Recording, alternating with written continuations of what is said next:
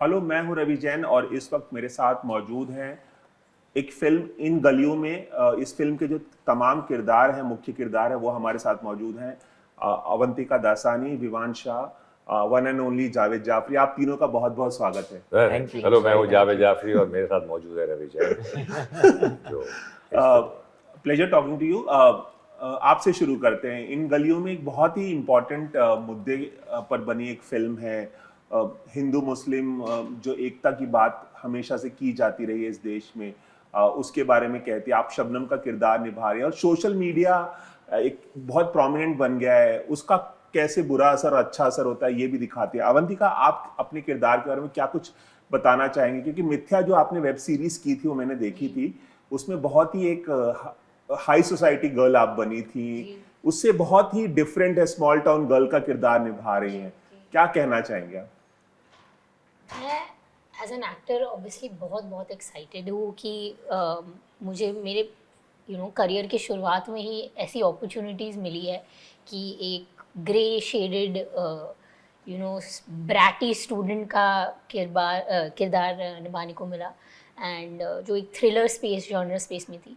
और यहाँ इन गलियों में मैं एक सब्जी वाली हूँ, और हमारी बहुत ट्रेडिशनल लुक दिया है आपको। जी, एक बहुत सिंपल लुक है, आई थिंक बहुत नॉर्मल लुक है, एंड और एक खास तरह के डायलेक्ट में आप बात कर रही हैं। जी जी कंटाब दूंगी। हाँ मेरी फिल्म का आई थिंक वो फेवरेट लाइन है वो तो आई थिंक बहुत एक्साइटेड हूँ कि मुझे ऐसी अपॉर्चुनिटीज़ मिली है जो एज एन एक्टर मेरी वर्सेटैलिटी का मुझे एक्सप्लोर करने का मौका मिला है। एक्टर ये आई मीन करियर में उन्हें विश रहता है कि ऐसे कैरेक्टर्स मिले। आई थिंक मेरे को मेरे फर्स्ट शो और मेरी फर्स्ट मूवी में मुझे ऐसे मिला है, तो आई एम वेरी हैप्पी। छोटे पर्दे से बड़े पर्दे पर आने का जो एक्साइटमेंट होता है, आपने ओटीटी स्पेस पर काम कर लिया है आते साथ में। हाँ। बड़े पर्दे का एक अलग चार्म होता है, हर कोई Of course. बड़े पर्दे के लिए काम करना चाहता है। वो जो एक एक्साइटमेंट है उसको कैसे बयां करना चाहेंगे आप? ऑनेस्टली मुझे तो ये तो लगता है कि मेरा एक्साइटमेंट एज एन एक्टर था काम करने के लिए। छोटा या बड़ा पर्दा मैं इस बारे में सोचती नहीं हूँ। आई थिंक मैं मेरे कैरेक्टर्स और मैं जिन लोगों के साथ काम कर रही हूँ, आई थिंक वो ज़्यादा इम्पोर्टेंट होता है। तो पर्दा है पर्दा, छोटा पर्दा है बड़ा छोटा पर्दा, पर्दा है yeah. पर्दा। बिल्कुल सही कहा। पर्दा है पर्दा। Exactly, आज तो क्योंकि कुछ मायने नहीं रखता। मेरी फर्स्ट शो में रोहन सिप्पी ने हमारा शो डायरेक्ट किया था। हुमा, परम और रजत सर के साथ मुझे काम करने को मिला। यहाँ विवान जावेद सर के साथ काम करने को मिला, अविनाश दास सर के साथ काम करने को मिला है। तो आई थिंक अपॉर्चुनिटीज़ इतनी ब्यूटीफुल है। चार्म यही बात का है कि आपको इतने इंटरेस्टिंग कैरेक्टर्स, इतनी इंटरेस्टिंग स्टोरीज़ के साथ आपको जुड़ने का एक मौका मिलता है। तो बड़ा पर्दा या छोटा पर्दा, मैं उसके बारे में इतना सोचती नहीं। सबसे चैलेंजिंग क्या था आपके लिए? क्योंकि एक बहुत ही कंजर्वेटिव माहौल की एक फिल्म है, स्मॉल टाउन की, और आपका जो लुक भी है बहुत ट्रेडिशनल है। आपके लिए सबसे ज्यादा चैलेंज, और वहाँ का एक डायलेक्ट भी पकड़ना था जहाँ जहाँ शूट हुई है, जिस तरह का किरदार है, सबसे ज्यादा चैलेंजिंग क्या लगा आपको? आई थिंक चैलेंजिंग सबसे ज़्यादा यही था कि वो डायलेक्ट सही तरीके से आए, कैरिकेचर नहीं लगे, और ऑथेंटिक लगे।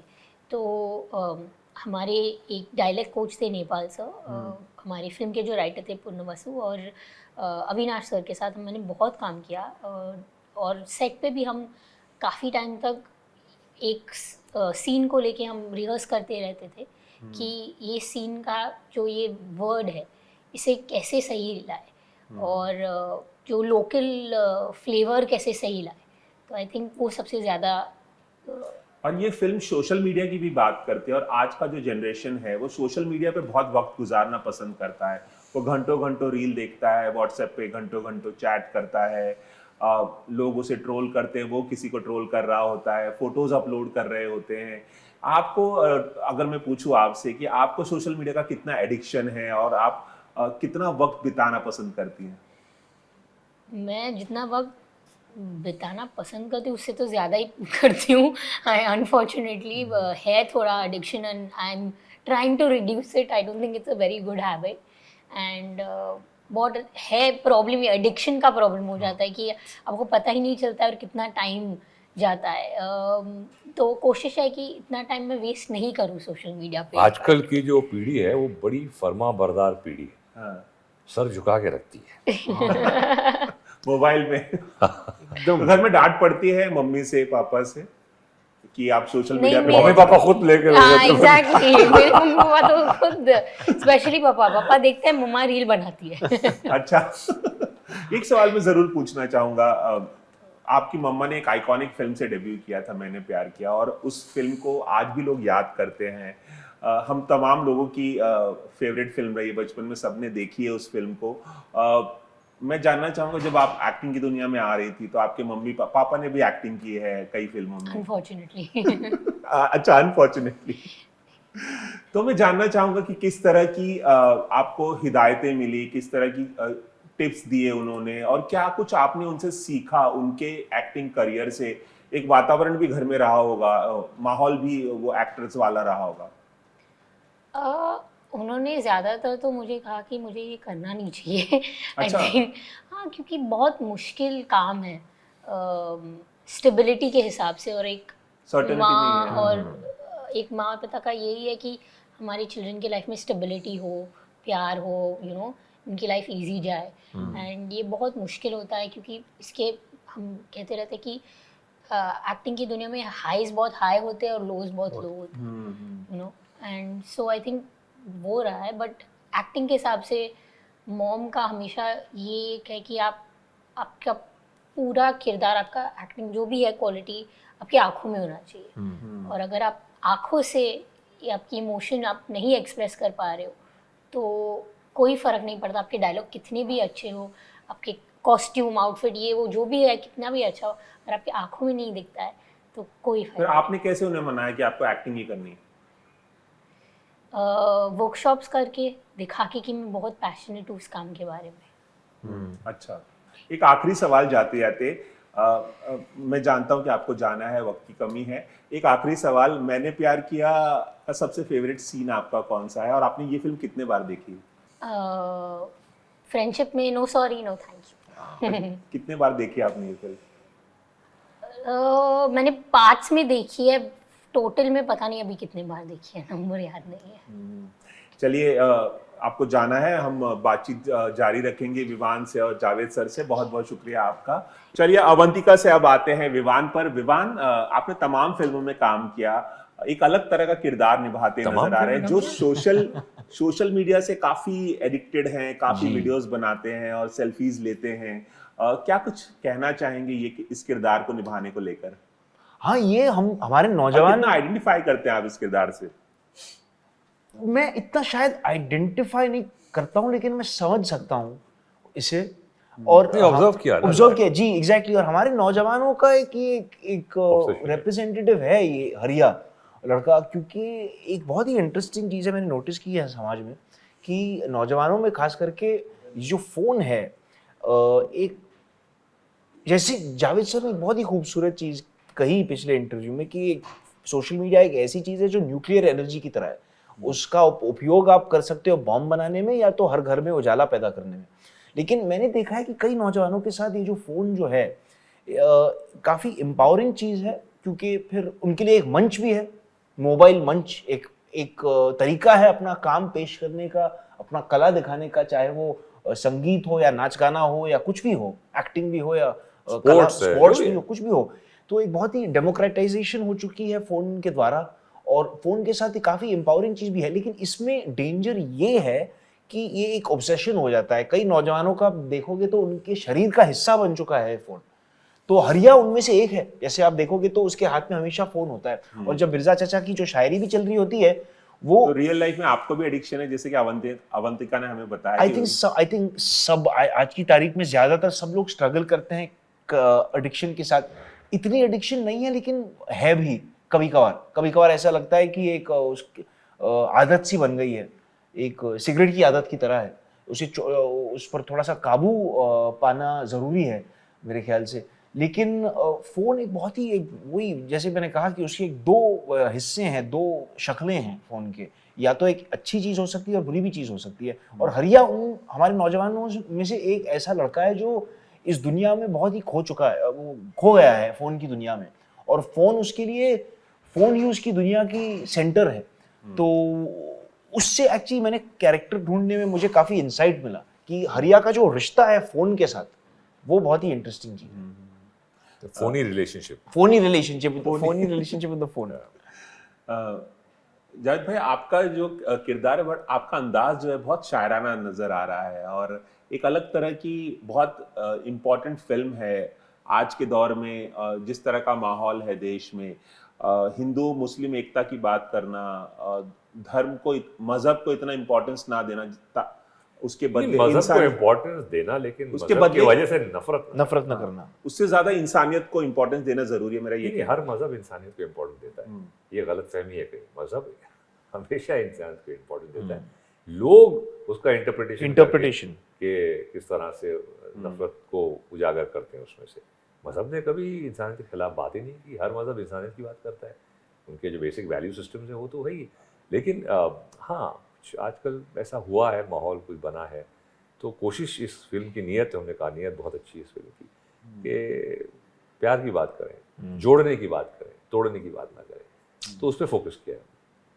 सो I think that was important, और मेरे लिए बहुत अहमियत रखती है फिल्म, और मैं आइडेंटिफाई करता हूँ इस कैरेक्टर से, मिर्ज़ा के कैरेक्टर से।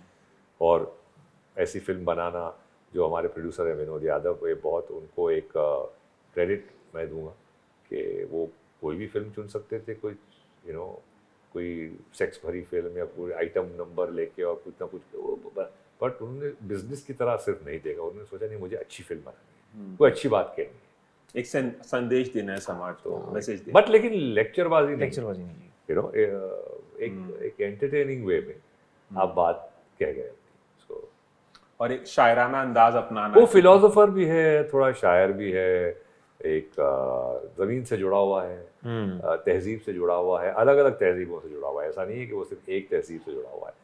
तो वो होली भी खेलता है, इसके साथ डांस भी करता है हरिया के साथ, ईद के लिए वो कपड़े पहन लेगा, टोपी पहन के बाहर आ जाएगा, बैठ जाएगा।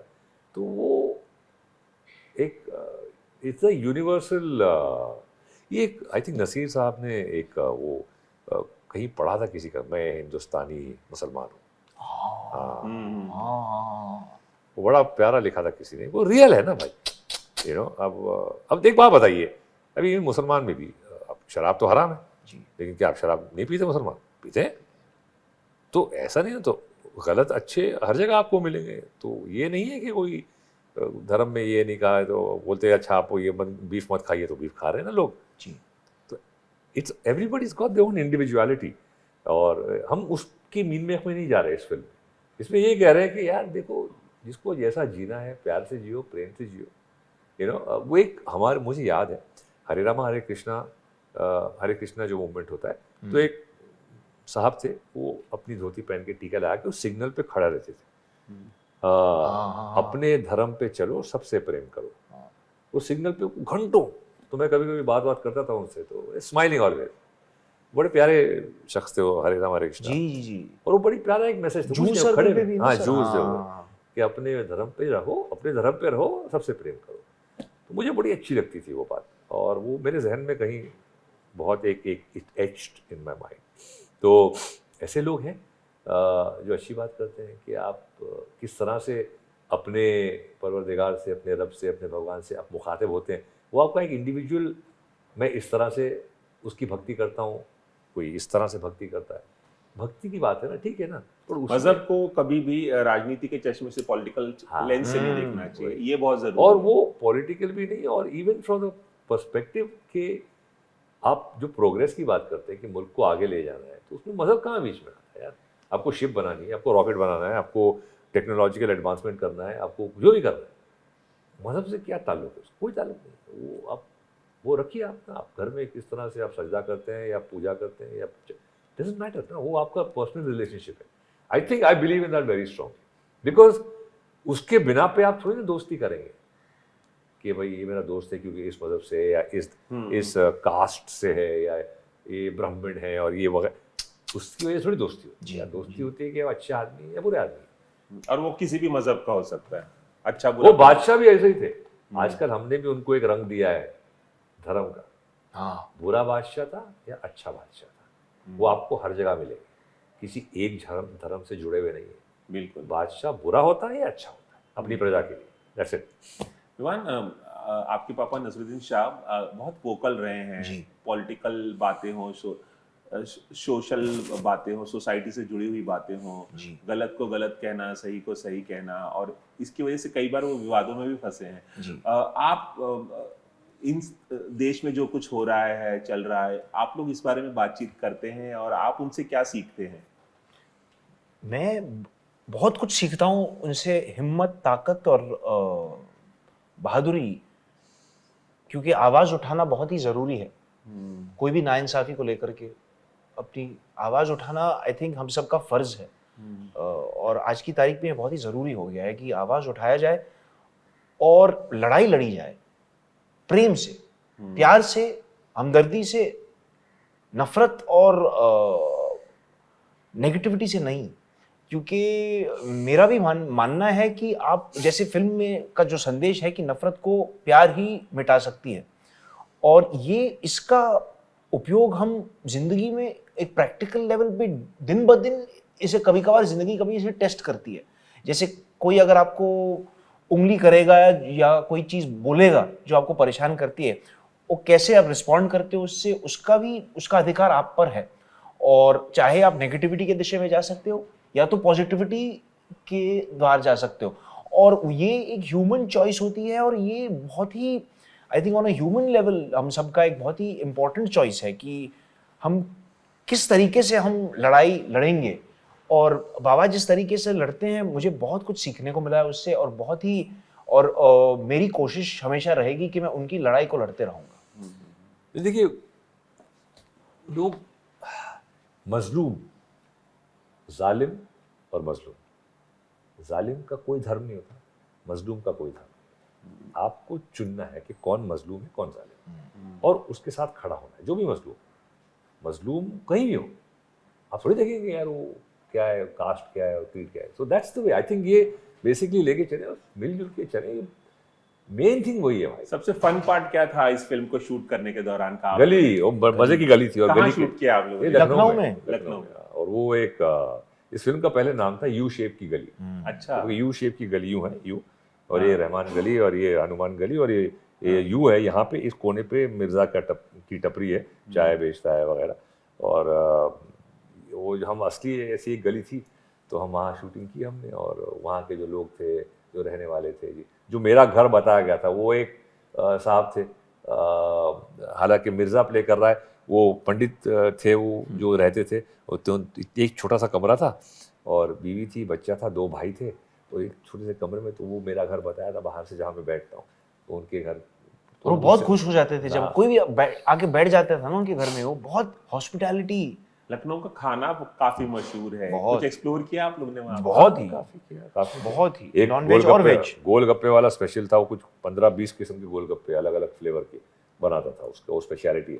कुल्फी, कबाब तो वैसे है ही, बिरयानी इदरीस की बिरयानी थी, वो अलग है, और चाट भी अलग हिसाब के चल रहे थे। शर्मा जी की चाय। हाँ।